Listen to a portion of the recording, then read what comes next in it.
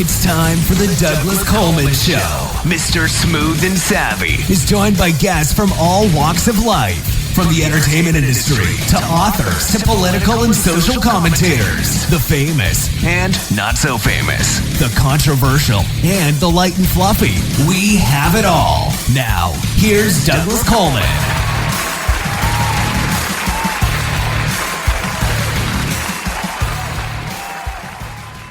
Okay, please welcome to the Douglas Coleman Show, Mario QUINONES-REVOLORI. Hello, Mario. How are you? Hello. I'm doing good. Thank you so much. Well, thank you for coming on the show. It's nice to have you with us. Your bio is pretty amazing. Lots of stuff on here. I don't know where I want to start first, but the one that keeps looking at me from your bio is it says, I survived 3 assassination attempts. That's true. That's correct. Who was trying to assassinate you? Was he 3 different people or just one person 3 times? The same person 3 times. Okay, and he was relatives involved in the plot. This was one of your relatives that was trying to kill you? Yes, sir. Yes. Wow, okay. You don't want to mention who it was then? Yeah, no, not really. Well, that's okay. My name, it was my brother.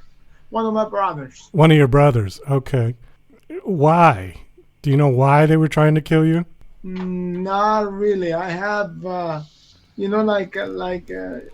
imagine and I think about it, and I have little connections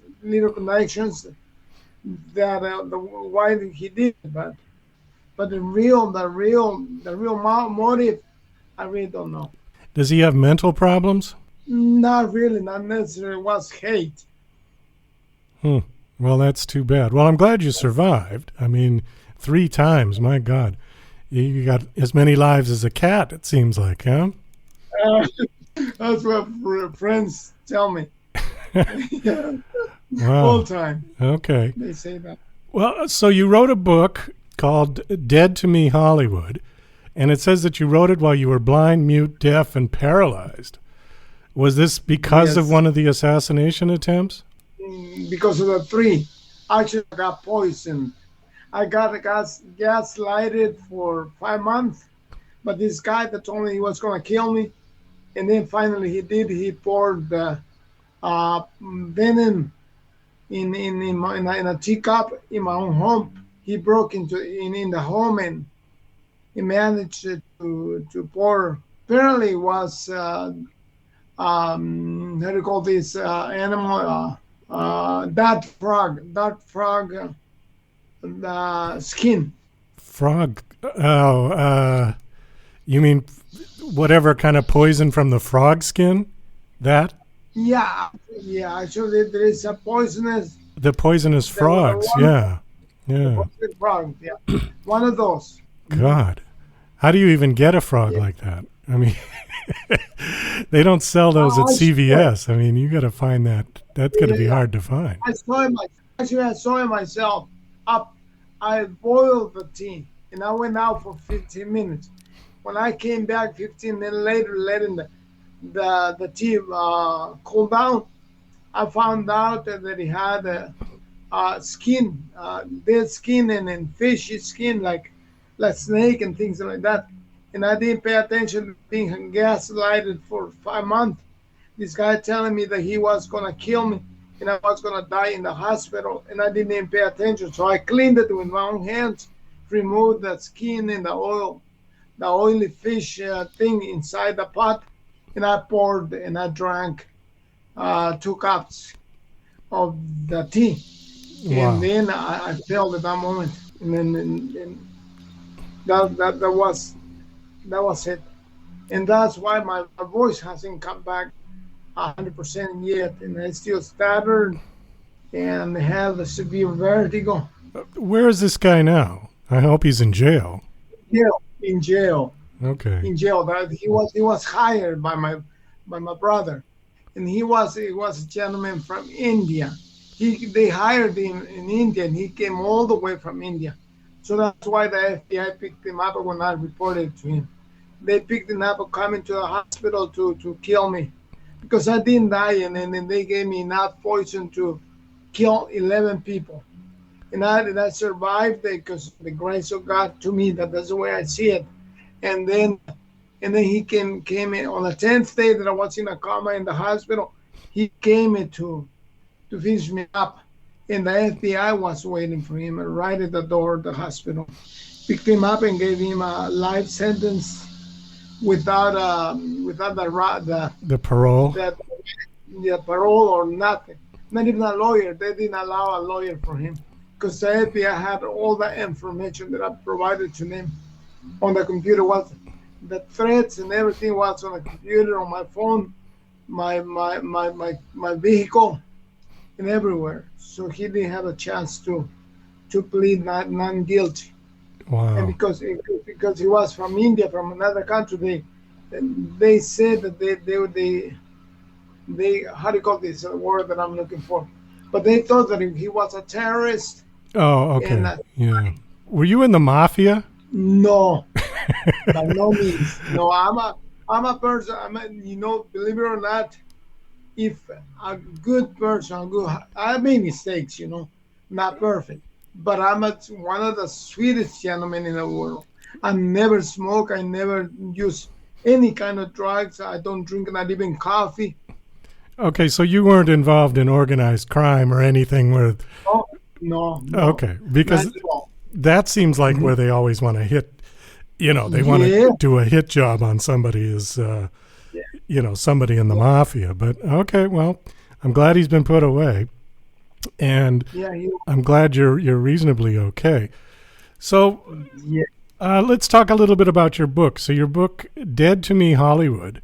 Tell us a little bit about it. Is this the story? I mean, is this your story or is it different? That's my story, an amazing story, full of, criminal activities done to me innocently, and the miracles and exercises. It's an inspirational book, a book that will help people that have troubles, especially when you get trouble, you get in trouble and you don't deserve it, you don't even expect that it's coming to you or that you're going to get it because you're not guilty. 100% you know that you are innocent and you don't know that the people are going to hit you. That's what really happened to me. And not because I want to say it, but it's the truth. That's why the book talks about the truth. And then it happened in the entertainment business. Okay, right, because it says on your bio you're a singer-songwriter, a music composer, you directed a TV pilot, so you're definitely involved in the goings-on in Hollywood. Also, your son is a fairly famous actor, Tony. Yes, he is. Yeah. And the good thing is that the special thing for me is that I made him famous. I coached him. I was his publicist, his vocal coach, his acting coach, and I invested a lot of money on him too. Well, I think it's paid off because I saw the film Grand Budapest Hotel. I thought it was a great film. And he was pretty much a starring role in that. Yeah. Yeah. Yes. That was a super film. I thought his character, Zero, was the character. I thought that was a great character he played in that. It was really good. Well done. Yeah. And he was also in Spiderman Homecoming, which was a big film. So I think he's doing all right. He's doing great, yes. How old is Tony? Yes, I think he's 26 now. 26. Oh, okay, so he's still pretty young. So, all right, well, it sounds like from this story of the 3 assassination attempts that you would have a lot of fodder to write a book. So this book, it does sort of have a happy ending, though, right? Well, actually, it does. Yeah, it does.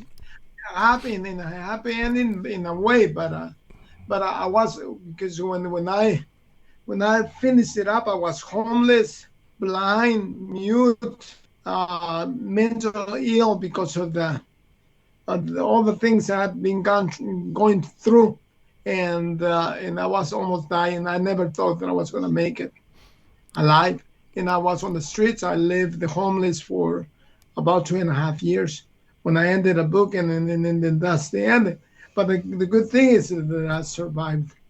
That's what it counted. But from that moment, all my relatives and family members abandoned me.